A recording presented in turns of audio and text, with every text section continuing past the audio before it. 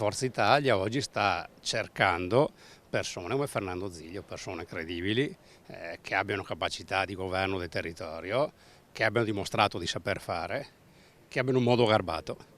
Persone serie che siano affidabili per gli elettori. È il coordinatore regionale Flavio Tosi a presentare l'ultimo acquisto eccellente della squadra veneta di Forza Italia.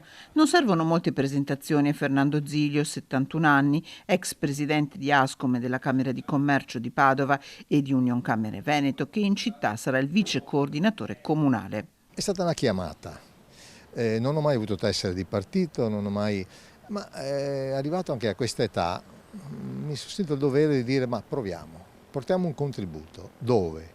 In un'area di centro, in un'area moderata, in un'area che oggi vuole una politica nuova, una politica del fare. Ho sempre stimato Flavio Tosi per il modo in cui ha condotto e ha gestito il comune in particolare il comune di Verona, che è un comune, vediamo, che naviga, corre, sviluppa attività, sviluppa interessi, è un comune molto dinamico e ha superato Padova. Padova, il suo impegno principale, ha spiegato ai giornalisti, una campagna acquisti per Forza Italia che si prepara alla nuova stagione dei congressi.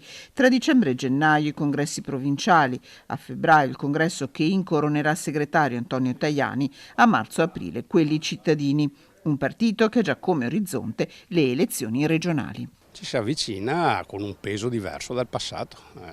Quando sono state nel 2020, qualche anno fa, le elezioni regionali, Forza Italia abbiamo due consiglieri di maggioranza su una maggioranza di 41.